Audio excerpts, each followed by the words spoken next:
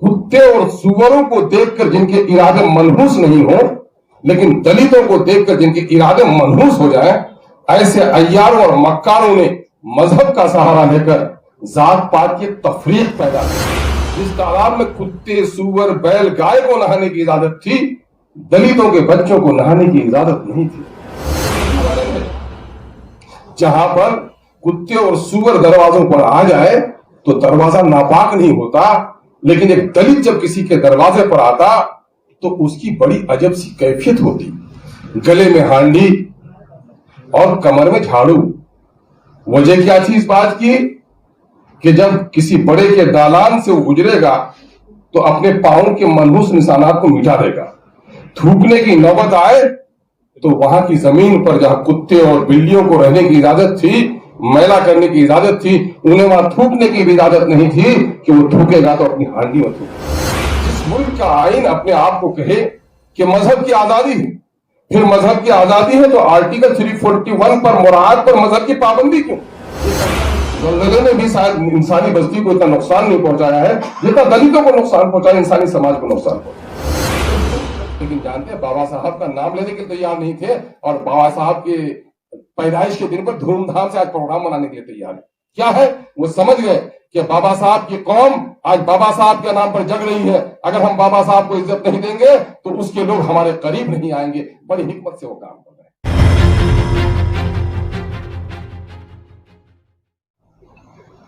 लेकिन अफसोस कि इस वतन में कबीले, जात और बिरादरी को मजहबी संरक्षण प्राप्त है। आप देखेंगे कि कहीं भी किसी मजहब ने जात बिरादरी की तकसीम नहीं की, लेकिन यह वाहिद मुल्क है जहां पर एक फ्यूडल सिस्टम में पलने वाले लोग बड़ी चालाकी और अय्यारी से इंसानों का शिकार करने वाले लोग, कुत्ते और सुअरों को देखकर जिनके इरादे मनहूस नहीं हो, लेकिन दलितों को देखकर जिनके इरादे मनहूस हो जाए, ऐसे अय्यारों और मक्कारों ने मजहब का सहारा लेकर जात पात की तफरीक पैदा कर दी। और जगह तो इंसान का गुलाम हो तो आजादी तलाश करेगा, लेकिन जब इंसान मजहबी एतबार से उसको यह कह दिया जाए कि तुम्हारी पैदाइश ही इस काम के लिए हुई है, तो फिर तो वो फैसले आसमानी समझता है, उससे निकलना गुनाह समझता है। आप देखेंगे कि मनोवादी विचारधारा के लोग सर से कोई और जन्म लेता है, बाजुओं से कोई और जन्म लेता है, पेट से बनिया जन्म लेता है और पांव से शूद्र जन्म लेता है। यह पैदाइशी तौर पर शूद्र है। भीमराव अंबेडकर जी की पुरानी बचपन की कहानी आपने सुनी होगी। छोटे से थे, बैलगाड़ी पे चढ़े, नन्हा बच्चा देखकर चढ़ा लिया गया। जब पूछा गया तो कहा, हे राम, सत्यानाश हो गया, बैलगाड़ी से बच्चा उतारा गया। जिस तालाब में महाराष्ट्र के आज भी लोग वहां जश्न मनाते हैं, जिस तालाब में कुत्ते, सूअर, बैल, गाय को नहाने की इजाजत थी, दलितों के बच्चों को नहाने की इजाजत नहीं थी। हमारे नौजवान तारीखी हवालों से बेनियाज है। इस वक्त ये वही वतन है जहां पर कुत्ते और सूअर दरवाजों पर आ जाए तो दरवाजा नापाक नहीं होता, लेकिन एक दलित जब किसी के दरवाजे पर आता तो उसकी बड़ी अजब सी कैफियत होती। गले में हांडी और कमर में झाड़ू। वजह क्या थी इस बात की कि जब किसी बड़े के दालान से वो गुजरेगा तो अपने पांव के मनहूस निशानात को मिटा देगा। थूकने की नौबत आए तो वहां की जमीन पर जहां कुत्ते और बिल्लियों को रहने की इजाजत थी, मैला करने की इजाजत थी, उन्हें वहां थूकने की भी इजाजत नहीं थी कि वो थूकेगा तो अपनी हांडी में थूकेगा। ये तो मोहसिन इंसानियत का पैगाम था कि उस पैगाम रहमत ने, रहमतुल आलमीन के पैगाम ने जब साहिल मालाबार और कंधार की वादियों में, केरल की वादियों में जब काफिला हमारा आया और इन दलितों से मुलाकात हुई, दलित गोरे चट्टों को देखकर दूर भागने लगे तो गोरे चट्टों ने उसे बुलाया, साथ में बैठाया, छुहाड़े खिलवाया, सर पर हाथ रखा तो इन दलितों की आंखें फट गईं। मेरे बस्ती का घोड़ा तो मुझे देखना भी नहीं चाहता, ये कौन इंसान है जो मुझे करीब बैठा रहा है। तो फिर एक नई तब्दीली आई और फिर तकरीब में इंसानियत का सबक पढ़ाया गया सच में। तो नतीजा ये हुआ कि वो आला तबका जिनकी अजारादारी, اور انسانوں کو طاقت کی بنیاد پر نہیں بلکہ عیاری اور مکاری اور مذہب کے سہارے سے بڑی آسانی سے جس نے غلام بنا لیا تھا کہ آگے کون بدمعاش لوگ ہیں جو ہمارے خاندانی جاگیر کو تباہ کر دیا. دشمنی تو اسی دن سے شروع ہے. ستیزہ کار رہا ہے ازل سے تا امروز چراغ مصطفی سے شرر طلبی. ایسا نہیں ہے کہ نئی عداوت ہے, یہ عداوت تو شروع دن کی عداوت ہے. اس عداوت کو جھیلنا پڑے گا اور پھر اس بات کو کہہ لینے میں حق بجانب ہمیں ہونا چاہیے کہ آپ کو جب کبھی کہا جاتا ہے, وہ ہمارے علاقے میں کچھ لوگ فسادی لوگ کہتے ہیں ہاتھے لنگی منہ پان میاں بھاگو پاکستان.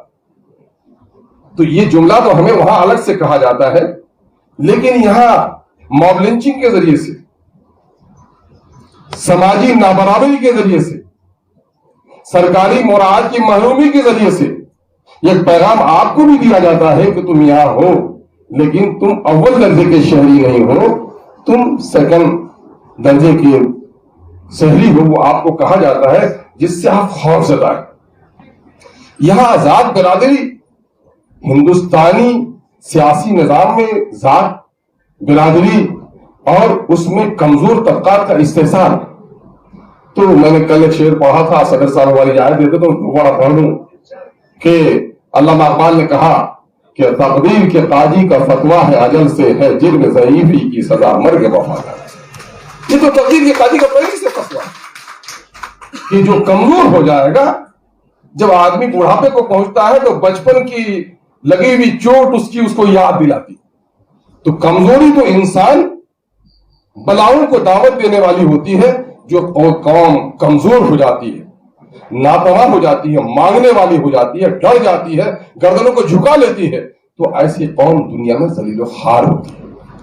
امبیدکر سے پہلے بھی دلت تھے, لیکن ان کو جو یاترائیں ہو رہی تھی اس کو سہ رہے تھے.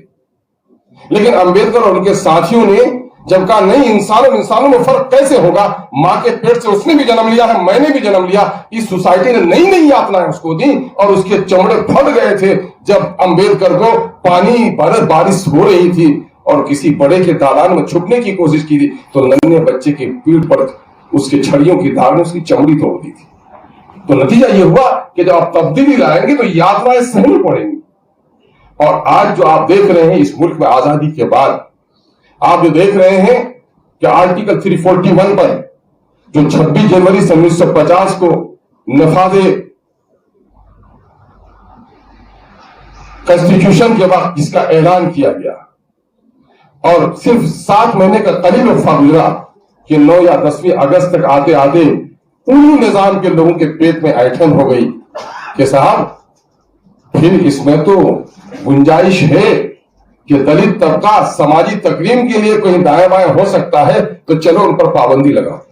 جس ملک کا آئین اپنے آپ کو کہے کہ مذہب کی آزادی ہے, پھر مذہب کی آزادی ہے تو آرٹیکل 341 پر مراعات پر مذہب کی پابندی کیوں؟ سناتن دھرمی کچھ لوگ تھے, اہل علم تھے, لیکن جب معاملہ ان کی تکریم اور ان کی آزادی اور ان کے اوپر اٹھانے کی بات کہی گئی تو ان کو بڑی چالاکی سے ہندو بنا لیا گیا.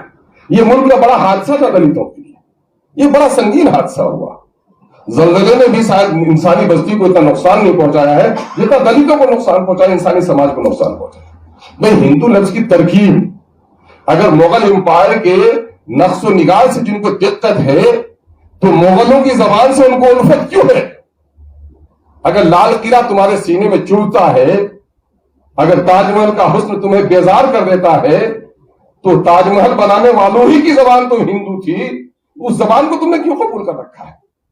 لیکن ہے کہ چونکہ ان کے منشے کی بازیابی اسی سے ہوتی ہے تو بڑی چالاکی سے اس نے کہا کہ ہم سناتن دھرمی تو سب کو بنا نہیں سکتے, یہاں تو کوئی اس ذات سے ہے کوئی اس ذات سے ہے, تو ایک امبریلا تیار کیا جائے اور ہندوازم کا نام مخصوص کر کے اس کو جوڑنے کی کوشش کی گئی.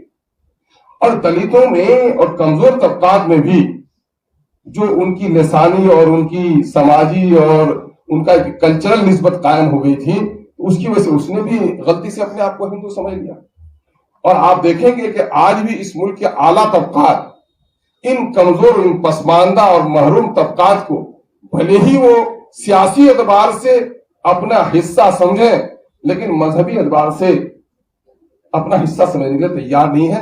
गाहे बगाहे ये नौबत देखने को आती है कि जगजीवन राम जैसे आदमी जो वजीर आजम के बाद की दूसरी कुर्सी पर बैठता है और कहीं अपने इबादत खाने में जाता है तो इबादत खाने की धुलाई होती है, उससे आप वाकिफ हैं। तो इस मुल्क में एक अय्यार ताकत है जो लोगों को अपने हाथ से नहीं, अपने हथियार से नहीं, बल्कि अपने मंत्र के जरिए लड़ा लड़ा कर अपनी हुकूमत, अपनी रोटी सेक रहा है। पहचानने की जरूरत है और पहचाना भी। आजादी के बाद चाहे रिजर्वेशन हो, चाहे परिवार की तहरीक हो साउथ में जो औरतों और दलितों के ताल्लुक से उसने चलाई हो, चाहे समाजवाद की तहरीक उठी हो, लोहिया राम मनोहर लोहिया और कर्पूरी ठाकुर जैसे लोगों ने, चरण सिंह जैसे लोगों ने आवाज लगाई हो, तो आप देखेंगे कि उसके बाद एक नई तब्दीली आई। और फिर मंडल कमीशन ने तो देश में विभिन्न जातियों में विभाजित समाज का स्वरूप पेश कर दिया, उसकी हकीकी तस्वीर पेश कर दी कि कितने लोग किस जमात के। और उसके बाद आप देखेंगे कि मंडल कमीशन के नफाज के बाद बहुत सारी जात बिरादरियों की हालत अच्छी हुई है। आप खुद देखें बिहार में कि 90 से कबल का बिहार, उसमें जो पिछड़ी जातियां थी तो उन्हीं मेन स्ट्रीम की पार्टियों को अपना पार्टी समझती थी, क्योंकि उनको अपनी ताकत का अंदाजा नहीं था। लेकिन जब मंडल कमीशन ने उसकी तादाद का इशारा दे दिया तो उनको अपनी ताकत का अंदाजा हुआ और नतीजा हुआ वो डब्बे का मुसाफिर नहीं बल्कि इंजन पर जाकर कब्जा किया। और लालू जी जैसे लोग दरअसल उसी ताकत की पैदवार है, इसको तस्लीम करना पड़ता। और जात बिरादरी आज भी कमजोर जात पर, आप ऐसा न करें कि जो दलित हैं, जो ओबीसी के में हैं, जो एससी के हैं, उनकी हालत बहुत अच्छी हो गई है। नहीं, आज भी उनकी बस्तियों में आप जाकर देखें, ये सच्चाई है। और बिलखुसूस मुसलमानों को इस बात को तस्लीम कर लेना चाहिए और इसके तस्लीम करने में कोई शर्म और आर भी नहीं होनी चाहिए कि कोई कम्युनिस्ट अगर है तो उसे आप रशियन नहीं कहते, लेकिन कोई अगर मुसलमान है तो उसे कोई पाकिस्तान दिखाता है, कोई अरब दिखाता है। ये नादान, उनको तारीख मालूम नहीं है। बल्कि तो वतन अजीज के मैं तमाम तर लोगों से कहता हूं, चाहे बड़ी जात के, छोटी जात के, बल्कि जुमला कहते हुए भी बड़ा अफसोस होता है कि किसी को बड़ा कहा जाए और किसी को छोटा कहा जाए। मामला यह है कि ये धरती जितनी किसी की है उतनी हमारी है। हम अरब नहीं, अरब से नहीं हमारे, और हमें इस बात के कहने में कोई आर भी नहीं है। मुसलमानों के दरमियान एक बड़ा तबका जो गरीब है, मफलुकुल हाल है, महरूम है, वंचित है, उसकी वजह यह है कि माजी की वरासत भी इनकी यही है। क्योंकि जो लोग भी मुंतकिल होकर यहां पर आए हैं तो जाहिर है कि उस खानदान के असरात उसकी गुर्बत और अफलास को लेकर आए हैं। और यह कि हमने अपने विचारों को बदला है, धरती अपनी नहीं बदली। मजहब तो विचारों का नाम है। एक आदमी अभी मंदिरों से निकल कर आए, कलमा पढ़ ले, मुसलमान हो जाता है। अब मुसलमान है, वो छोड़कर मंदिरों में चला जाए तो फिर वो हिंदू कहलाता है, सनातन धर्मी कहलाता है। तो मजहब तो विचारों का नाम है, लेकिन इस मिट्टी से हमारा रिश्ता तो हमारी पैदाइश से लेकर मौत तक का है, एक नागरिक का है, एक शहरी का है, कानूनी हक है हमारा इस मुल्क में रहना। तो इस मुल्क के वोट की कीमत अगर बराबर हमारी है तो हमारे लाशों की कीमत भी बराबर होनी चाहिए। इस वोट में जो सिखाया गया कि साहब जब देश आजाद होगा तो क्या मिलेगा, गरीबों ने सवाल किया था गांधी से, मौलाना आजाद से, शौकत से और हसरत से। तो क्या इन बुजुर्गों ने क्या ख्वाब दिखाया था गरीबों को कि आजाद होगा हिंदुस्तान, राजा का बेटा हो या मेहतर की संतान, सबको मिलेगा मौका एक समान। ये ख्वाब शर्मिंदे ताबीर हुआ नहीं हुआ। और क्या हुआ, जात बिरादरी की इस गोरख धंधे में आज भी उनका सौदा हो रहा है। लेकिन कमजोर ताकतों को सिर्फ शिकवा करने से, मातम करने से मुसीबतें नहीं चलती और तमन्नाओं से तकदीर नहीं बदलती है। ये दुनिया असबाब की दुनिया है, दारुल असबाब है। यहां पर आपको असबाब इख्तियार करने पड़ेंगे। आप देखेंगे जिस कम्युनिटीज ने अपने आप को मुज्तमा किया, जो कहा था बाबा साहब ने कि तुम साक्षर बनो, संगठित हो जाओ और संघर्ष करो। बाबा साहब के इस 3 शब्दों को जिन्होंने स्वीकार किया उस समाज में परिवर्तन है। आज आप परिवर्तन महसूस करें। यह है कि बरसों की बर्बादी को चंद सालों में ठीक नहीं किया सकता है, लेकिन वो जात और बिरादरियां और वो कास्ट जिन लोगों ने इस राह को इख्तियार कर लिया, आप मुझे बता लीजिए। हमको इसका तज्जिया भी करना चाहिए कि बहन मायावती से पहले भी दलित थे कि नहीं? लालू जी से पहले भी बिहार में यादव थे कि नहीं? लेकिन यादवों का जितना एम्पावरमेंट लालू जी के आने के बाद हुआ बिहार में, क्या उससे पहले मुमकिन हुआ था? बहन जी के काम से पूरा इत्तेफाक नहीं किया जा सकता, लेकिन इस हकीकत से इनकार नहीं किया सकता है कि दलितों का जितना एम्पावरमेंट बहुजन समाज पार्टी की वजह से यूपी में हुआ, 10 सालों में, पिछले 50 सालों में भी नहीं हुआ। इसके माने ये है कि इस मुल्क में, जिस मुल्क में हम रह रहे हैं, राजतंत्र नहीं लोकतंत्र है, तो लोकतंत्र में तब्दीली और हुकूक को पाना और इस्तेसाल एक्सप्लॉयटेशन से बचने का जो तरीका है, वो तरीका क्या है, उस तरीके को खुली आंखों से देखना पड़ेगा। कमजोर जो है, तो मामला ये है कि हम भी तो उसके जिम्मेदार हैं ना। हमने क्या समझा अब तक? हमने ये समझा कि दूसरी पार्टियों की हुकूमत बन गई तो हमारी हुकूमत बन गई, हमारा मसला हल हो जाएगा, क्योंकि हुकूमत बनाने वाले तो हम ही होते हैं ना। जो हम लोगों को जो नसीहत की जाती है बुजुर्गों की तरफ से, मियाँ सब बात तो सही है मियाँ, जब सुनता हूँ बैरिस्टर असदुद्दीन अवैसी को तो ईमान पुख्ता हो जाता है मियाँ, तुम लोगों की खिदमत को भी देखता हूँ मियाँ, लेकिन हुकूमत बनानी है मियाँ, हुकूमत किनकी बनेगी इसका ख्याल रखना है। अब क्या बताइएगा, जिनके पेट में रोटी नहीं वो दूसरे के सर के ताज की फिक्र मत करता है। अरे तू अपनी रोटी की तो फिक्र कर, तू कहां खड़ा है? मामला यह है कि हमने अपनी जात को छोड़ दिया है और ये नशा हमको पिला दिया गया है कि हुकूमतें हमको बचा लेंगी। और बड़ा अच्छा किया बैरिस्टर असदुद्दीन अवैसी साहब ने, अल्लाह उन पर रहमतों की नवाजिश करे, कि उन्होंने कहा कि तुम अपनी गर्दनों का मुहाफिज इनको समझते हो। याद रखो, जिस खुदा ने तुम्हें जिंदगानी दी है, मौत भी वही ताकत देगी, किसी के बाप की मजाल मौत नहीं करेगी। इसलिए कि जो कौम डर जाती है वो कौम मर जाती है।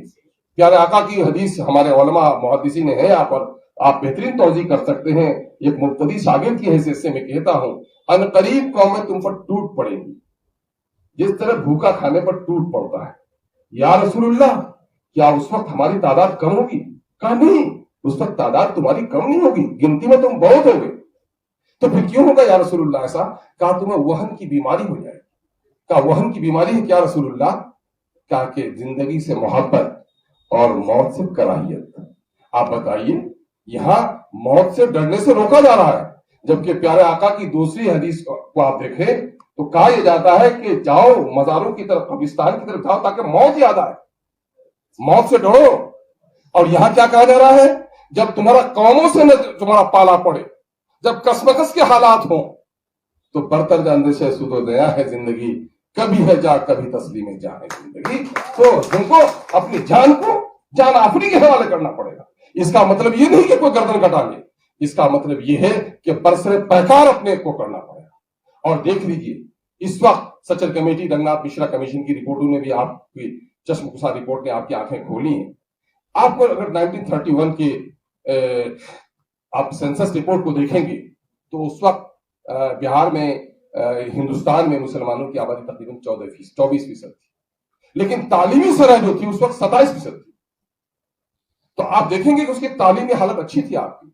जिस वक्त वतन को आजादी मिली उस वक्त सरकारी मुलाजिमत में बावजूद तकसीम के मुल्क में 23% मुलाजिमत पर आपकी हिस्सेदारी थी, लेकिन आज बमुश्किल 4 से 5% चपरासी में आपकी मुलाजिमत है। आला मुलाजिमत तो कहीं कहीं आपका कोई नामो निशान भी नहीं है। तो मुल्क तरक्की कर रहा है और इस बात को तस्लीम करनी पड़ेगी आपको कि एससी और एसटी को बावजूद कि उनके साथ नाइंसाफी हो रही है, लेकिन सरकारी मुलाजिमतों में उनकी हिस्सेदारी बढ़ी है, उनके समाजी रुतबे में तब्दीली आ रही है। लेकिन हमारी तब्दीली क्यों नहीं आ रही है और हमारे साथ दूसरी जात बिरादरी में तब्दीली क्यों नहीं आ रही है? उसकी बड़ी वजह यह है कि उसके दरमियान एक लीडर पैदा हुआ और उस लीडर ने उनकी आबादी के एतबार से उनका हिस्सा मखसूस कर दिया। अगर एससी और एसटी के लिए उनके हिस्से मखसूस नहीं कर दिए गए होते तो आज ये अय्यार ताकतें उनको उस मकाम पर पहुंचने नहीं देती। लेकिन अफसोस है कि हमारे बुजुर्गों ने उस वक्त न जाने क्यों, या फिर पेदरम सुल्तान बुद्ध का वो था, उनको गुरूर था कि हम सदका लेने वाले लोग होंगे, हम तो देने वाले लोग रहे हैं। लेकिन बदलते हुए समाजी मंजरनामे को, बदलते हुए समाजी और सियासी तब्दीलियों पर उतनी गहरी नजर नहीं रही। लेकिन हम उन्हें कोस भी नहीं सकते। उस वक्त के हालात में उन्होंने जो किया वो फैसला किया है। आज के जमाने के बारे में हमारी नस्लें हमसे हिसाब पूछेंगी। अगर हम उन पर उंगलियां उठाते हैं तो आने वाली नस्लें हम पर उंगलियां उठाएंगी कि हमने क्या किया। ہم کو اپنا حساب دینا پڑے گا. تو ہم اگر اپنا حساب دینا چاہتے ہیں تو ہمیں دیکھنا پڑے گا. آپ یہ کہتے رہے کہ صاحب ٹھیک ہے، جو ہم لوگ تو کلمے کی بنیاد پر ایک ہیں، لیکن بھائی کلمے کی بنیاد پر ایک ہونے کے باوجود بھی انصار تھے، مہاجر تھے. عملی زندگی اور مثالی زندگی دونوں میں بڑا فرق ہوتا ہے. ہم کو عملی زندگی اور عملی تقاضوں کو سامنے میں رکھنا پڑے گا. باوجود ہے کہ ہمارا کلمہ ایک ہے، لیکن ہماری تہذیبی، سماجی، جغرافیائی کوئی جو کلائمیٹک ریزنز ہیں، اب کہیں ہیں ایک ہی خانوادے کے کوئی آدمی چلے گئے ہیں ساؤتھ میں، رنگ ان کا دلی کا ہے لیکن رنگ ان کا پھیکا ہو گیا ہے، اور کوئی آیا ہے وہاں سے اس کے خانوادے کا رنگ وہی رہ گیا ہے اور دلی کی فضا میں ان کا چہرہ بدل گیا ہے. تو اس سے بھی تو خاندان قبیلہ تشکیل پاتا ہے نا. تو خاندان اور قبیلے کی کو جو استحصال ہو رہا ہے اس کی وجہ اصل یہ ہے کہ انہوں نے موجودہ سیاسی نظام میں، ڈیموکریٹک سیٹ اپ میں اپنے حق اور انصاف کے لیے اپنے آپ کو منظم نہیں کیا. آپ دیکھیں گے کہ سوشلسٹ تحریک چلی 2-2-4 4-4-8، اب پچھڑا مانگے 100 میں 60، پچھڑا مانگے 100 میں 60 تو 30 تک تو پہنچے بھی. تو جس نے مطالبہ کیا، جس نے لڑائی لڑی، اس کو حق ملا. آپ دیکھیں گے کہ آپ اس بات پر خوش ہو جاتے ہیں کہ صاحب ہمارے کتنے ایم پی جیتے، اور اسی گنتی پر خوش ہو جاتے ہیں. اور انسانی فطرت ہے کہ اپنے اولاد کے سالنی تعداد پر بھی اس کو فخر ہو جاتا ہے، لیکن جب بچہ بدنامی کر کے آتا ہے تو کہتا ہے کہ اس اولاد سے تو لاولد رہنا بہتر تھا. آپ دیکھیں گے کہ بابری مسجد کا غم اب تک آپ نہیں بھولا پائے ہیں، اور یقین ہے کہ جس کے اندر میں ایمانی حرارت ہے وہ تو مرتے وقت بھی نہیں بھول پائے گا. لیکن یقیناً ہے کہ آپ نے کبھی غور کیا کہ گنبد و محراب و منبر کو اجاڑنے کی اصل وجہ کیا تھی؟ اصل وجہ یہ رہی کہ آپ نے اور ہم نے طاقت اور حفاظت کے اس سرچشمے کی پہچان اب تک نہیں. اگر عددی اعتبار سے جمہوریت میں نہیں کہا گیا نا، جس کی جتنی آبادی اس کی اتنی حصے داری. آج جو ہم لوگ آئے بھی ڈیلیگیشن لے کر وہی کہنے کے لیے آئے کہ کمزور طبقات کی جب تک آپ گننا نہیں کریں گے، 27% ریزرویشن آپ دے رہے ہیں او بی سیز کو، اس او بی سیز میں کون کون لوگ ہیں، اس کی کیا آبادی ہے. تو جس او بی سی کی جتنی آبادی ہوگی 27% اس کو اتنا ریزرویشن ملنا چاہیے تاکہ اس کا حصہ بڑھاتے ہو. ورنہ او بی سی میں بھی کوئی دبنگ لوگ ہیں وہ حصہ لے کر جاتے ہیں اور او بی سی کے لسٹ میں نام رہنے کے باوجود بھی ان کو 0% نہیں مل پاتا ہے. تو یہ معاملہ ہے. تو آپ یہ دیکھیں گے کہ ان حالات پر ہم کو غور کرنے کی ضرورت ہے. آپ تعداد پر غرور کرتے ہیں، انسانی فطرت ہے. جب بابری مسجد کا انہدام ہو رہا تھا کتنے لوگ تھے؟ 15% آبادی کے اعتبار سے اگر آپ دیکھیں تو دیش کے پارلیمنٹ میں 543 میں 15% کتنا؟ تقریباً 80-84 کے قریب تو ہوتا ہے. اور اس میں آپ ہیں کتنے؟ آپ 46 تھے. بابری مسجد جب توڑی جا رہی تھی آپ 46 تھے اور 400 کیبنٹ میں تھے. لیکن آپ نے دیکھا کہ توڑی جا رہی تھی بابری مسجد، ماتم کر رہے تھے مسجدوں میں لوگ، آنسو بہا رہے تھے ہمارے علماء، لیکن پارلیمنٹ میں جن کو پہرے دار بنا کر بھیجا تھا وہ پارٹیوں کی غلامی کر رہا تھا، آپ کے درد کی ترجمانی نہیں کر رہا. اور بولا بھی تو جس کو آپ غیر سمجھتے ہیں. سنیل دت نے کتنی زوردار آواز اٹھائی تھی، جس کا احسان ہو اس کا اعتراف کیا جانا چاہیے. آخر کس چیز نے بولنے سے روکا؟ حضرت مولانا مرحوم و مغفور جناب اسرار قاسمی صاحب تفقہ فی الدین جس کو اللہ نے عطا کیا، قلم میں بڑی روانی تھی، مذہبی معلومات کا خزانہ تھا وہ شخص، لیکن طلاق بل پر چاہتے بھی بولنے کی اجازت نہیں ملی. اس کا مطلب کیا ہوا کہ بھائی شمس تبریز نے کہا بھی کہ صاحب ملے تو اور بھی لوگ ہیں، وفود آئے ہیں، وزیر اعظم سے ملے ہیں، لیکن اور لوگ تابعدار اور ماتحت بن کر آئے تھے اور اختر الایمان آزاد بن کر آیا ہے. فرق یہی ہے. معاملہ یہ ہے کہ محروم طبقات کے درمیان میں کام کرنے کے لیے جن لوگوں نے بھی کام کیا ہے ان کو مجتمع کیا، جمع کیا، ان کے اندر میں لیڈرشپ پروان چڑھائی. اور جمہوریت میں صرف لیڈرشپ نہیں، جب تک آپ بڑھڑ نہیں ہوں گے، اپنے حصے کے لیے چیخنے چلانے والے لڑنے والے نہیں ہوں گے، آپ کو حصہ ملنے والا نہیں ہے. اور یہی اصول اگر دوسروں کے لیے کارگر ثابت ہو رہا ہے تو یہ کارگر آپ کے لیے بھی ثابت ہوگا. تو اس کے لیے آپ کو یہی کرنا پڑے گا کہ استحصال کے لیے کورٹ کے دروازے کھٹکھٹانے سے آپ کو کچھ بھی نہیں ملنے والا ہے. آپ کا پولیٹیکل ایکسپلائٹیشن ہو رہا ہے تو پولیٹیکلی بھی آپ کو اوور ہونا پڑے گا. اب پولیٹیکلی یہ لڑائی لڑنی پڑے گی، اور پولیٹیکل لڑائی لڑنے کے لیے یہ ضروری ہے کہ جو کمزور طبقات ہیں وہ اپنے آپ کو سنگٹھت کریں، اور سنگٹھن کا کام بغیر لیڈر کے نہیں ہوگا. اور لیڈرشپ کو تسلیم کیے بغیر آپ عزت کی زندگی نہیں جی سکتے. یہ فلسفہ تو کسی کو 1000 برس کے تجربے کے بعد حاصل ہوا ہوگا، لیکن قدرت کی اتنی مہربانی کہ مظلوم آبادی ہے، اس کو قدرت نے کہہ دیا کہ اطیعوا اللہ و اطیعوا الرسول و اولی الامر منکم، کہ تم اللہ کی اطاعت کرو، اپنے رسول کی اطاعت کرو اور اپنے امیر کی اطاعت کرو. 3 نکلو تو ایک کو امیر بنا لو. لیکن آج آپ 3 نہیں، کبھی 20 کروڑ سے زیادہ کی بھی گنتی ہے کسی امیر کی اطاعت قبول کرنے کے لیے تیار ہیں. المیہ یہ ہے کہ ہم ایک طرف روتے ہیں درد سے بھی، اور دوسری طرف درد کو جگانے والی چیزوں کے سے ہم پرہیز بھی نہیں کرتے. تو دنیا کا کوئی حکیم ایسا نہیں ہے جو اس درد کی دوا دے سکے. فیض نے کہا تھا تیرے آزار کا چارہ نہیں کوئی نشتر کے سوا، مگر وہ صفات مسیحا میرے قبضے میں نہیں، ہاں مگر تیرے سوا تیرے سوا تیرے سوا. اپنے من میں ڈوب کے پاجا تو سراغ زندگی. تو آج اپنے درمیان میں بیٹھ کر ہم کو تلاش کرنی پڑے گی کہ اس بستی میں جو ہم نے عدل و انصاف کا چراغ جلایا تھا، ظالم جس روشنی سے ظلم سے باز آ گیا تھا، مظلوم کو جس چراغ حق کی روشنی نے انصاف دلایا تھا، دلتوں کو جس نے اتھان کرایا، اور آج ہم مظلوم اور فریادی بن گئے ہیں. اس کی وجہ کیا ہے؟ آپ تعداد سے کبھی نہیں گھبرائے. کوئی ایسا دھرم نہیں ہے دیش میں جس کو ایبسولوٹ میجورٹی حاصل ہو. 51% کوئی نہیں ہے. اگر آپ الگ الگ ان کے کاسٹ اور سب کاسٹ کو گنیں گے تو سب لوگ مائنورٹیز میں ہیں. لیکن بڑی حکمت سے اس نے کیا کیا؟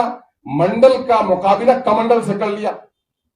منڈل کے وقت ٹوٹ پیدا ہوا تو کمنڈل نکالا، اور ایک مذہبی جنون کے ذریعے سے اس نے کام کیا. لیکن آپ یہ مت سمجھیے کہ صرف نفرت کے نعروں نے اس کو مجتمع کر دیا ہے، بلکہ آپ ساؤتھ میں جائیں، کیرل میں جائیں، آپ تمل ناڈو میں جائیں، دلتوں کو اور شوشتوں کو اس نے اٹھا کر اپنے مندروں کا پروہت بنا کر بیٹھا دیا ہے. دلت سماج کو اس نے امپاور کرنے کے لیے اس کے درمیان میں ایجوکیشن کا بھی کام کیا. دلت سوسائٹی سے اٹھا کر آج دیش کی سب سے بڑی کرسی پر بھی بٹھانے کا کام کیا ہے. جو ایک طرف پیغام دینا چاہتا ہے کہ ہم تو تمہارا کام کر رہے ہیں، وہ ان کی بڑی چالاکی ہے کہ اس سموہ کے درمیان میں سے کسی ویکتی کو اٹھا کر اوپر اٹھا دیتا ہے اور باقی لوگوں کا استحصال کرتا ہے تاکہ بولنے والا ہمارا ہمنوا ہو جائے، تاکہ ہم کو ظلم کرنے سے کوئی روک نہ پائے. پولیٹیکل برائب دیا جا رہا ہوں، پولیٹیکل رشوت دیا جا رہا ہوں.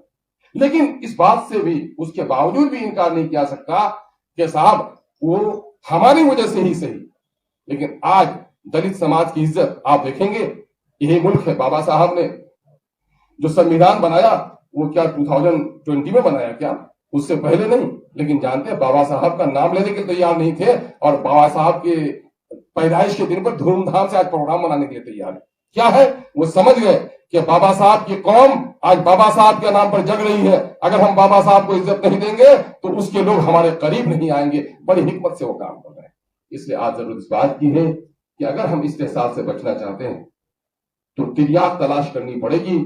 تریاق یہی ہے کہ ہمیں اس ملک میں سیاسی اعتبار سے منظم ہونا پڑے گا، اور منظم ہو کر اپنی لیڈرشپ، اپنی قیادت ابھارنی پڑے گی. اور اس ملک میں عدل و انصاف کی بات کرنی کسی کے لیے ان کا اخلاقی اور سماجی ذمہ داری ہو سکتی ہے، لیکن میری تو مقصد حیات ہی عدل و انصاف کی بات ہے. اس کے بغیر تو ہمیں چین نہیں. تو ہمیں عدل و انصاف کی بات کرنی پڑے گی. آپ سچر کمیٹی اور رنگناتھ مشرا کمیشن کی رپورٹ پر ماتمی جلسے ملک گیر سطح پر آج سب لوگوں نے کہا جلسہ کرنا کار ثواب ہے. لوگوں نے مسجدوں کی تعمیر کے چندے اس میں دیے کہ نہیں صاحب یہ بھی کام. لیکن یہ بتائیے تو اس کے بعد ہم نے تعمیری انداز میں کیا کام شروع کیے؟ کتنے تعلیمی ادارے قائم کیے؟ ماتھو چند 20 کروڑ کی آبادی میں کیا ہے؟ بازار یوسف میں سوتا کا گولا لے جانے والی عورت کے مترادف کیا ہوا؟ ایک رحمانی 30، ایک زکوٰۃ فاؤنڈیشن، شاہین کا وہ معاملہ. اگر آپ پورے ملک کے پیمانے پر آپ دیکھیں تو آپ دیکھیں گے کہ 0.1% بھی کام ہم نہیں کر سکے. ہم کو کام کرنے کی ضرورت ہے. یہ ملک ہمارا ملک ہے.